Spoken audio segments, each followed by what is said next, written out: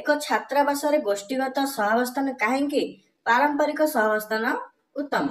ତାର ଆନ୍ସର ଅଛି ଏକ ଛାତ୍ରାବାସରେ ପାରମ୍ପରିକ ଜୀବନ ଉପରେ ଅନେକ ଅଙ୍କୁଶ ଲଗାଯାଇଥାଏ ବା ରୋକ ଲଗାଯାଇଥାଏ, କିନ୍ତୁ ଦଳଗତ ବା ମୁକ୍ତ ଜୀବନ ଓ ହଷ୍ଟେଲ ବାସ କରୁଥିବା ଛାତ୍ରଛାତ୍ରୀ ମାନଙ୍କୁ ସହଯୋଗ ଭାବ ବିନିମୟ ସୁଯୋଗ ପ୍ରଦାନ କରିଥାଏ।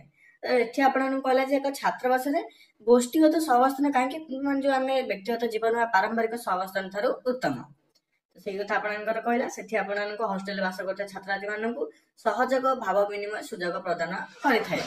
ନେକ୍ସଟ କ୍ୱେଶ୍ଚିନ୍ ଆମର ଅଛି ସହ ଶିକ୍ଷଣ କାର୍ଯ୍ୟକ୍ରମ ଗୁଡିକରେ ଯୋଗ୍ୟ ଦେବାର ମହତ୍ଵ କଣ?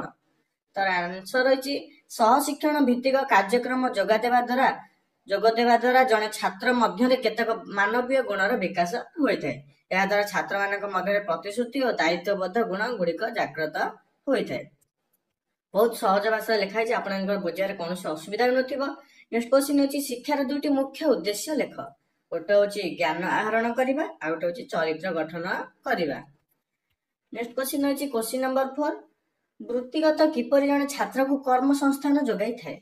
ତାର ଆନ୍ସର ରହିଛି ବୃତ୍ତିଗତ ଶିକ୍ଷା ସାଧାରଣତଃ ଏଠି ଆପଣଙ୍କ ହେଇଯିବ ବୃତ୍ତିଗତ ଶିକ୍ଷା କିପରି ଜଣେ ଛାତ୍ରକୁ କର୍ମ ସଂସ୍ଥାନ ଯୋଗାଇଥାଏ?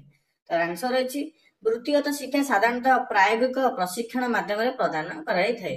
ଏଣୁ ଏହି ଶିକ୍ଷା ଗ୍ରହଣ କରିବା ପରେ ଛାତ୍ରଛାତ୍ରୀ ମାନେ ବ୍ୟବହାରିକ ଦକ୍ଷତା ବଳରେ ନିଯୁକ୍ତି ପାଇଥାନ୍ତି।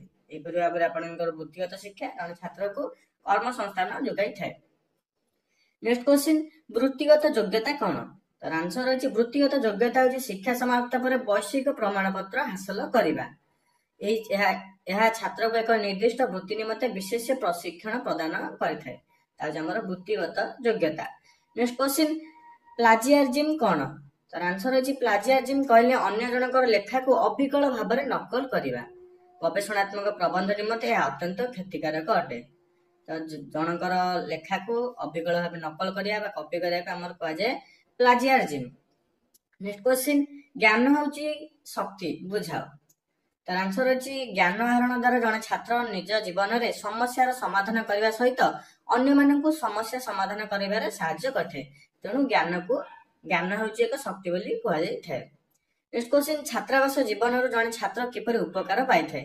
ତାର ଆନ୍ସର ଅଛି ଛାତ୍ରାବାସରେ ରହିବା ଦ୍ୱାରା ଛାତ୍ରଟି ଆତ୍ମନିର୍ଭରଶୀଳ ହୋଇଥାଏ। ପୁନଶ୍ଚ ଅନ୍ୟ ଛାତ୍ରମାନଙ୍କ ସ୍ପର୍ଶରେ ଆସିବା ଦ୍ୱାରା ସେ ନିଜର ଯୋଗାଯୋଗ କୌଶଳ, ଦଳଗତ ଭାବନା, ନେତୃତ୍ୱ ଗୁଣର ବିକାଶ କରିଥାଏ। ଏହିପରି ଭାବରେ ଛାତ୍ରାବାସ ଜୀବନରୁ ଜଣେ ଛାତ୍ର ଉପକାର ପାଇଥାଏ। ନେକ୍ସଟ କ୍ୱେଶ୍ଚିନ୍ ପାରସ୍ପରିକ ସମ୍ପର୍କର ଦୁଇଟି ସ୍ତର ଲେଖ। ଗୋଟେ ହଉଛି ସଂସ୍ପର୍ଶତା ଆଉ ଗୋଟେ ହଉଛି ଗଠନମୂଳକ।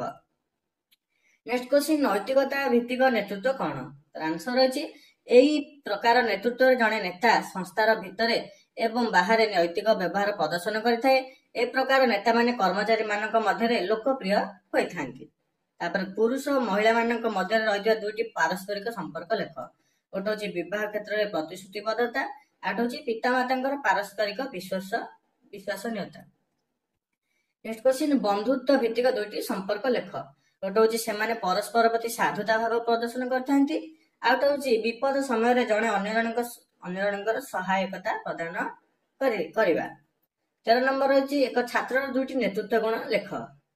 ତାର ଆନ୍ସର ହେଉଛି ଗୋଟେ ହଉଛି ଉତ୍ତରଦାୟିତ୍ୱ, ଆଉ ଗୋଟେ ହଉଛି ଦାୟିତ୍ୱବୋଧତା ଓ ଆପଣଙ୍କର ଆତ୍ମହିତ ପ୍ରେରଣ। 14 ନମ୍ବର କ୍ୱେଶ୍ଚିନ୍ ଉଚ୍ଚଶିକ୍ଷା କ୍ଷେତ୍ରରେ ଛାତ୍ରଛାତ୍ରୀ ମାନଙ୍କର ବ୍ୟକ୍ତିତ୍ୱ ବୃଦ୍ଧି ନିମନ୍ତେ ଦୁଇଟି ଉପାୟ ଲେଖ।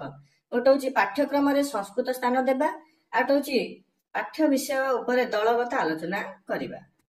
ତାପରେ ଶେଷ କ୍ୱେଶ୍ଚିନ୍ ରହିଛି ଆଜିର, ତୁମ ମତରେ କେଉଁ ଦୁଇଟି ବିଷୟ ଉଚ୍ଚଶିକ୍ଷା କ୍ଷେତ୍ରରେ ଛାତ୍ରର ପ୍ରଶାସନିକ ଦକ୍ଷତା ବୃଦ୍ଧି କରିପାରିବ?